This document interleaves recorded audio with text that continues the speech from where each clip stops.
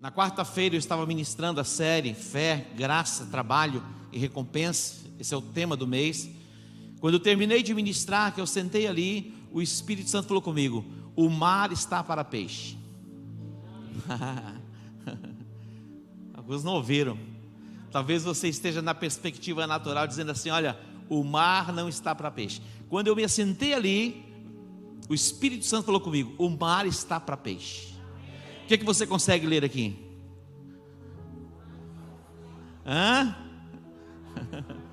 O mar o quê? O mar está para peixe. E eu acredito nisso. Quando o apóstolo Paulo ele escreve a carta à igreja aos Coríntios, ele fala a respeito do homem natural, do homem espiritual e do homem carnal. Olha o que ele diz.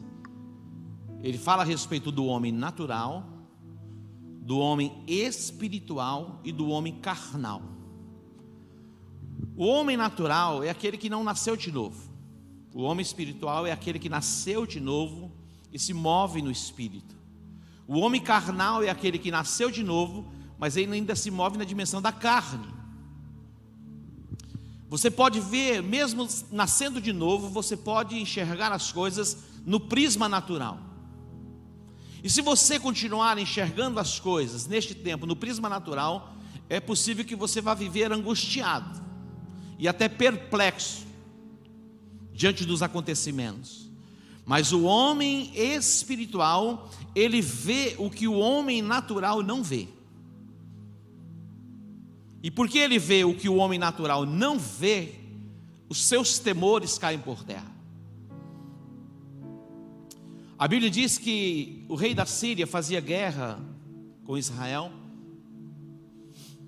E ele montou uma estratégia para surpreender o rei de Israel, como uma emboscada. E ele preparava o seu exército como uma emboscada para pegar de surpresa o rei de Israel.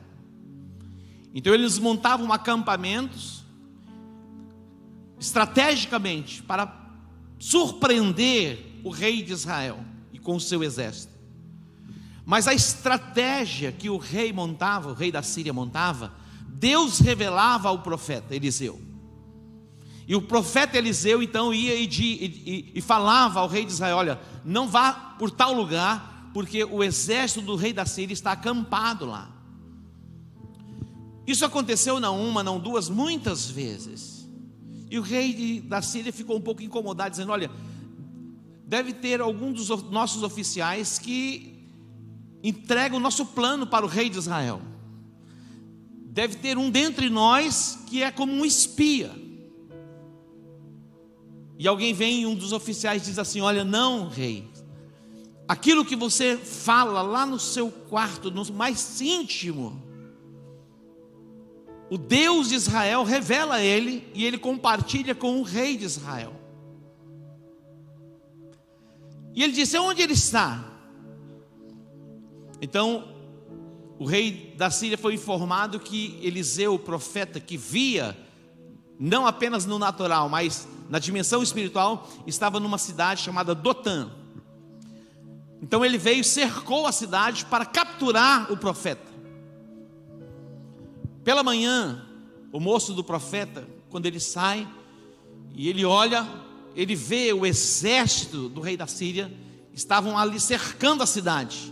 Ele volta e diz: ai, meu senhor, nós estamos cercados, nós vamos perecer.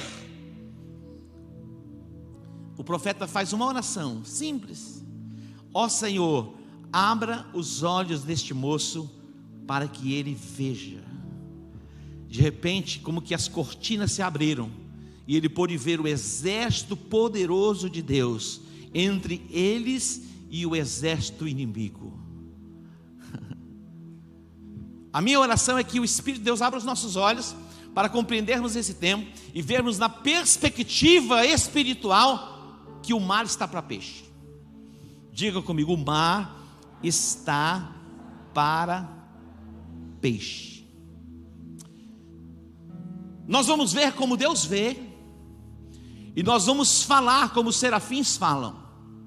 Quem está a fim de falar como um serafim?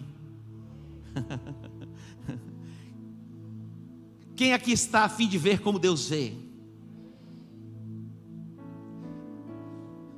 No capítulo 6 do profeta Isaías, diz que no ano em que morreu o rei Uzias, Isaías diz: eu vi o Senhor assentado em um alto e sublime trono. No ano em que morreu o rei Uzias, eu vi o Senhor assentado num alto e sublime trono, e as orlas das suas vestes cobriam o templo, e os serafins, eles voavam ao redor do trono, e eles proclamavam, olha o que eles diziam, preste atenção: Santo, Santo, Santo é o Senhor dos exércitos, toda a terra está um caos. É isso? É isso? O que eles diziam? Santo, Santo é o Senhor dos exércitos, toda a terra está o quê? Cheia da glória do Senhor.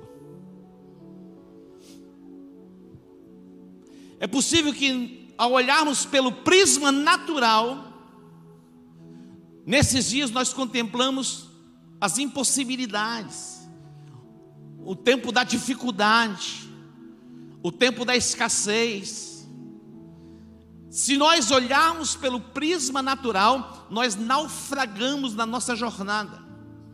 Mas o Espírito Santo de Deus, Ele está neste lugar, e Ele vai abrir os nossos olhos, para que sejamos transportados do prisma natural, para uma dimensão espiritual, onde as impossibilidades caem por terra, e tudo se torna possível àquele que crê. Se eu fosse você, aplaudir o Senhor. No capítulo 5 do Evangelho de Lucas, aqui fala a respeito da pesca, e o título desses escritos é a pesca maravilhosa. A pesca maravilhosa. Jesus estava lá, junto ao lago de Genezaré, ou mar da Galileia, que é a mesma coisa, é o mesmo mar, o mesmo lago. Ora ele é chamado de lago, ou ora pela imensidão das águas, de mar. Jesus estava lá, e ali ele viu 2 barquinhos, e alguns homens lavando as redes, e Jesus pediu a permissão para entrar no barco de Simão, e um pouco antes Jesus havia curado a sogra de Pedro, Simão, e Jesus então pediu permissão, e se afastou um pouquinho e começou a ensinar. Eles estavam lá lavando as redes, e Jesus olhou para eles e diz assim: olha, voltem para o mar e lancem as vossas redes. Pedro disse: nós pescamos a noite toda, nós trabalhamos a noite toda, nós nos esforçamos tanto, foi uma noite de trabalho e nada apanhamos, nada. Ele disse: Jesus, o mar hoje não está para peixe, e eu sei o que eu estou falando, porque eu vivo disso, e há muitos anos eu pesco neste mar. Jesus diz: lancem as vossas redes. O mar não está para peixe. A princípio foi o que Pedro disse, Simão disse, mas graças a Deus ele não para ali, ele vai além. Ele diz: mas sobre a tua palavra eu lançarei as redes. Sobre a tua palavra eu lançarei as redes. Preste atenção. Quem é o nosso Deus? Ele é o Deus Todo-Poderoso. O nosso Deus é o Criador dos céus e da terra. Mesmo antes que Ele fizesse o homem, Ele fez os animais, os répteis, as aves, os peixes, e tudo entregou ao homem como provisão. Olha a dimensão da criação, começando apenas com um casal. Mas a abundância de Deus já estava ali manifestada. Eu quero dizer para você, não há escassez no céu, não há escassez em Deus. O nosso Deus, Ele é grande, Ele é o Todo-Poderoso. Quando Deus decidiu livrar o seu povo, resgatar o seu povo, que estava debaixo da escravidão de Faraó, Deus se revelou a Moisés, na sarça ali no Monte Horebe. Moisés estava lá, de repente aquela visão, é Deus se revelando, Deus se manifestando. Então Deus o chama para que ele fosse o libertador de Israel. Ali é um tipo de Cristo. Moisés fica um pouco confuso. Eu não sou capaz, eu não sei falar, e afinal de contas, o que eu vou dizer à nação de Israel? Como eu vou me apresentar a eles?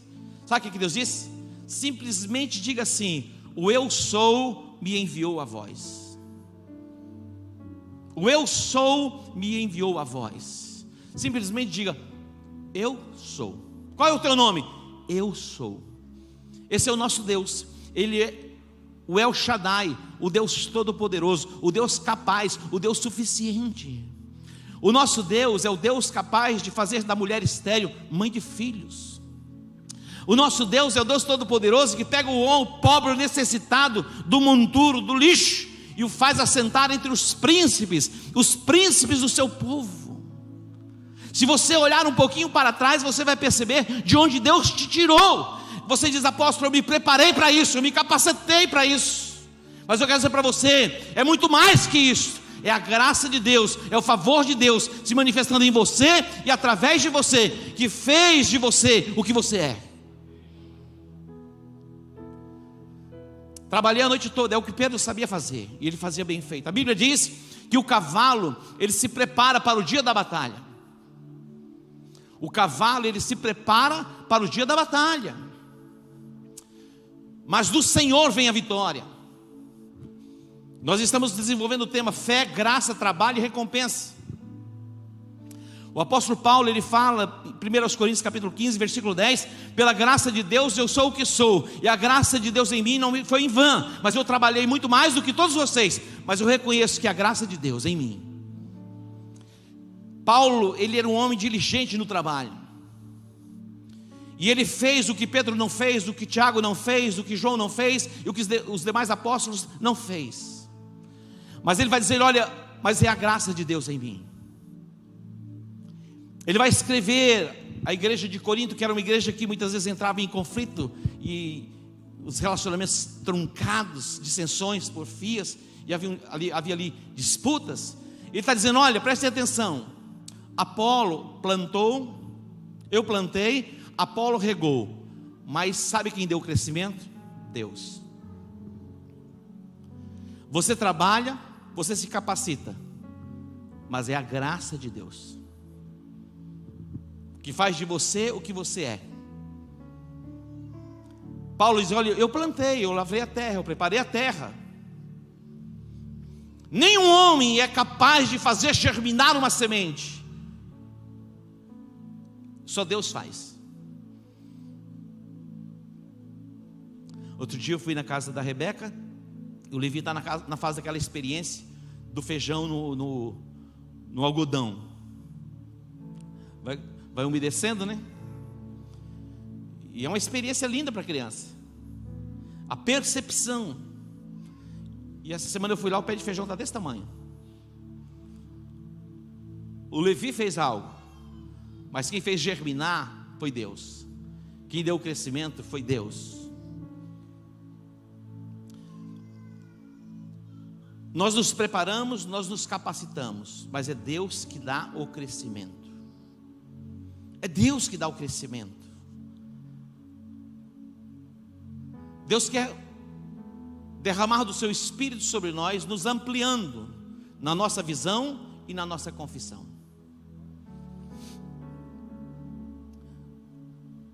Eu já passei por algumas fases na vida. Eu me lembro de um tempo em que eu falava sempre assim: eu não tenho dinheiro. Quantos já falaram assim: eu não tenho dinheiro? Quantos já falaram: eu não tenho dinheiro alguma vez na vida? Olha, todos nós. Mas Deus quer nos levar a uma outra dimensão. Pedro está dizendo: Jesus, você não está vendo que o mar não está para peixe?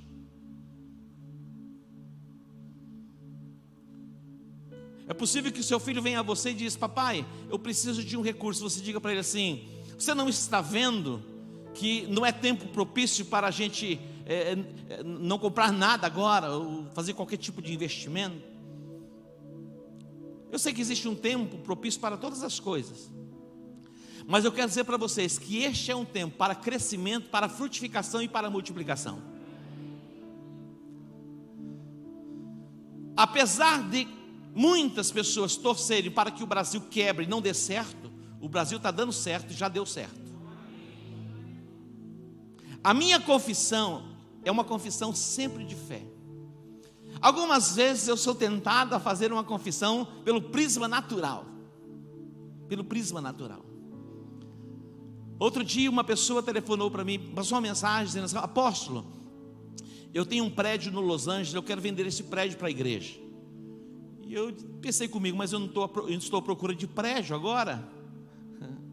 Na verdade, eu dei uma acomodada aqui nos meus pensamentos, formatando a minha mente para esse ano. Acabamos de fazer o investimento na Vila Margarida. Eu disse: olha, eu não estou pensando. Ele falou: você pelo menos não quer ver o prédio? E foi exatamente nos dias que eu estava ali, começando o processo do Covid. Eu disse: olha, eu falei assim, eu tinha dito a ele: eu vou ver o prédio, mas logo de imediato veio o Covid, eu tive que retrair um pouquinho, mas eu estava dando graças a Deus. Eu falei: pelo menos eu não vou ver o prédio. Mas ele foi insistente. Ele passou o tempo do processo e ele continuou mandando mensagem: apóstolo, vamos ver o prédio, vamos ver o prédio. Eu falei o seguinte: manda a localização do prédio. E eu passei uma mensagem para o pastor Clodoilson. Falei: vai lá, Clodoilson, vê esse prédio. O Clodoilson falou: eu fui lá, é assim, assim, assim, é um lugar bom. Eu falei: já está visto então. E fiquei na minha. E o rapaz insistindo: apóstolo, vai ver o prédio, vai ver o prédio. Eu fui ver o prédio. Foi eu, o pastor Evaldo, depois levei o pastor Aldo. Quem mais foi? Mais alguém foi com a gente? Apóstolo Cláudio. E eu olhei para o prédio olhou para mim, o prédio falou: eu sou seu. Eu falei: esse é meu. Sabe aquele negócio assim? O prédio olhou para mim e falou assim: olha, eu sou seu. Eu falei: eu sou seu, você é meu, então está tudo certo. Eu disse para ele: eu tenho interesse no prédio. Quanto você quer no prédio? Ele falou o valor. Eu falei: eu posso pagar assim, assim. Ele falou: paga do jeito que você quer. Eu falei: eu tenho um carro assim. Ele falou: você pega um carro? Ele falou: pega até 2. Ué, então tá bom, ficou bom o negócio. Amanhã nós assinamos o contrato e vamos ter uma igreja no Los Angeles, no nome de Jesus. Mas apóstolo, o mar não está para peixe. Eu quero dizer para você: o mar está para peixe. Simão ousou fazer o que Jesus ordenou. Eu quero dizer para você: ouse fazer o que Deus tem ordenado que você faça. Se um dia você chegar a duvidar da palavra, duvide da sua dúvida, mas não duvide da palavra de Deus.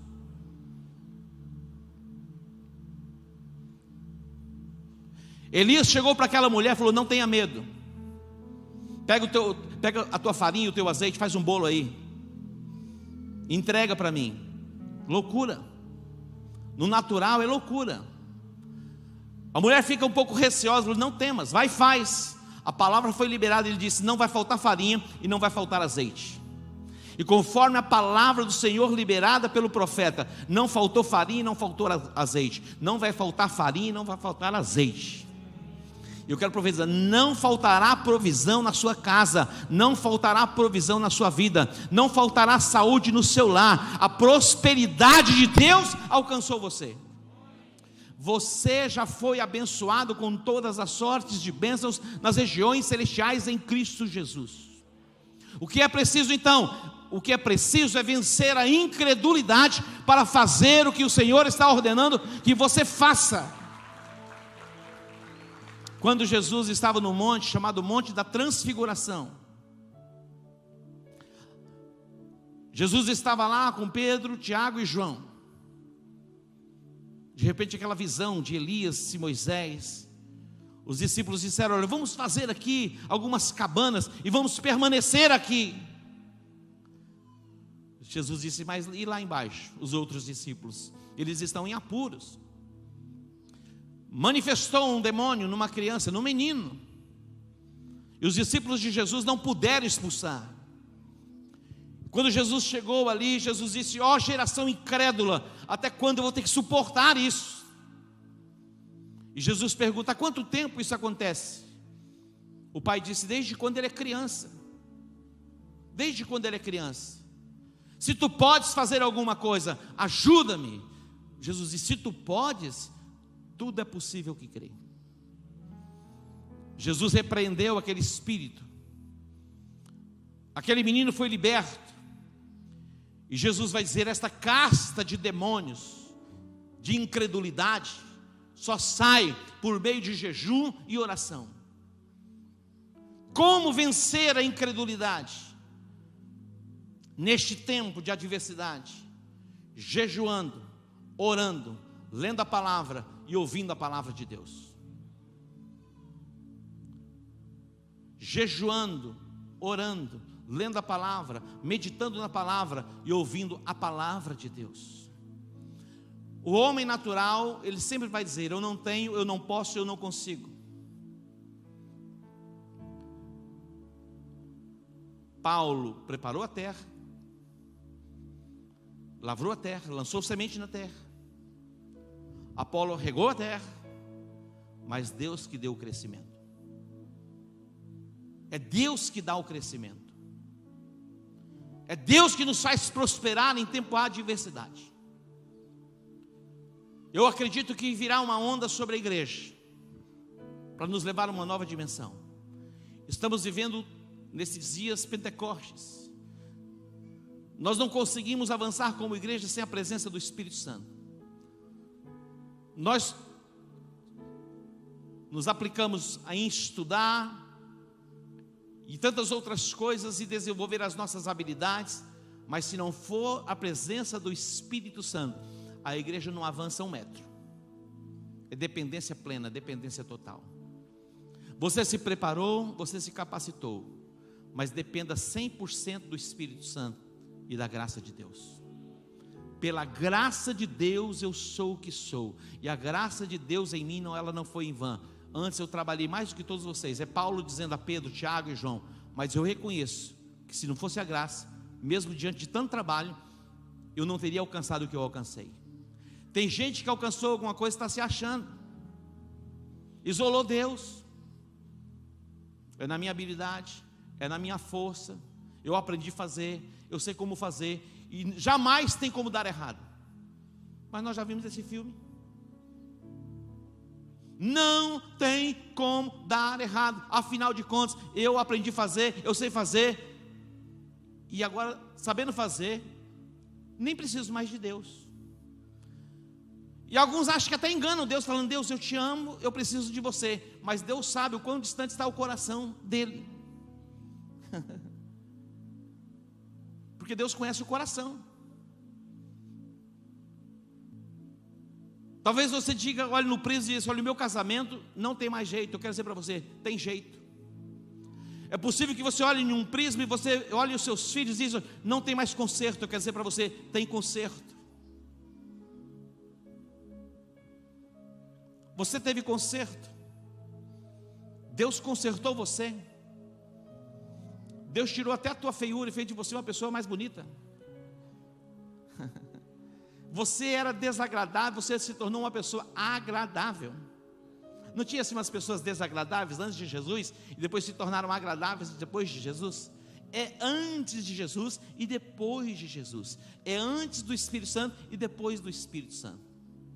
Eu quero dizer para você: o mar está para peixe. Agora atende. Quando eles lançaram as redes, ou a rede, eles pegaram uma grande quantidade de peixes. Eles vão vão sinalizar para que um outro barquinho viesse para ajudá-los, e ali eles compartilham os peixes. Deus vai te abençoar tanto, mas não é para ficar só no seu barquinho, é para você abençoar o barquinho do irmão que está ao lado, de pessoas que estão ao lado, e pessoas serão abençoadas através da sua vida. Sabe para que Deus nos abençoa? Para nos tornarmos abençoadores. Deus disse a Abraão: eu vou te abençoar tanto, mas te abençoar tanto, que você vai poder abençoar as nações da terra. O nível de bênção que Deus tem para você, não é a bênção que alcança apenas a sua família, o seu núcleo familiar. A bênção que Deus tem para você, vai além da sua família, alcança as famílias da terra. Pense a respeito disso. Ouça o que eu vou dizer para você. Deus não vai dar para você apenas o suficiente para manter você durante um dia, durante uma semana, um mês. Deus vai dar para você o suficiente para que você possa abençoar as famílias da terra. Nos dias de Davi tinha um homem chamado Nabal. Alguém fala assim: após você ter algum efeito do Covid? Eu falo: nenhum. Mas de vez em quando você não esquece alguma coisa. Fala: eu esqueço algumas coisas, mas eu oro para que o Espírito Santo traga os versículos. Nabal era um homem rico, abastado. As suas terras eram ali na região do Carmelo. É considerado para eles como a Amazônia, o lugar mais verde, exuberante de Israel. E ali ele criava os seus rebanhos. Um homem rico. Um dia Davi enviou mensageiros a Nabal, dizendo: olha, vá àquele próspero e diga a ele que compartilhe conosco um pouco da bênção que Deus deu a ele. Então Davi enviou os seus mensageiros a Nabal. Sabe o que Nabal disse? Você acha que eu vou pegar do que é meu, dos meus servos, e vou dar a alguém que eu nem sei quem é, de onde vem? Ele sabia quem era Davi.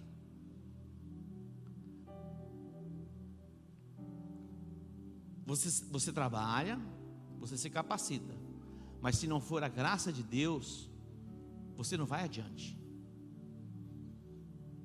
E a graça de Deus é a capacitação que vem sobre nós. E Deus está nos capacitando neste tempo. Estamos diante de uma pesca maravilhosa em todos os sentidos, mas para abençoarmos as famílias da terra. Nabal disse: eu não sei quem é Davi, mas a Bíblia fala de Abigail, a mulher sensata, formosa, a mulher de Nabal.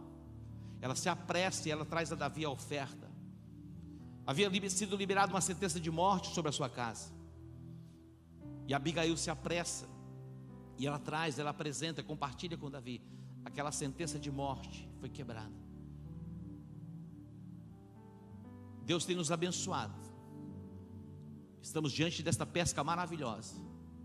O teu barquinho está sendo cheio, para você compartilhar com outros barquinhos. Como igreja nós vamos abençoar outras igrejas, outros ministérios. Como igreja nós vamos abençoar a nossa cidade. Tem gente que pensa fazer missão é só na África. Agora a missão vai ser lá no Los Angeles. Amém? Vamos fazer missão no Los Angeles, o lugar dos anjos. E aquele lugar já tem um nome propício, é o lugar dos anjos. A glória de Deus vai se manifestar lá. Já está acontecendo. Algumas coisas já estão sendo quebradas. A obscuridade vai ser tirada, porque o mar está para peixe.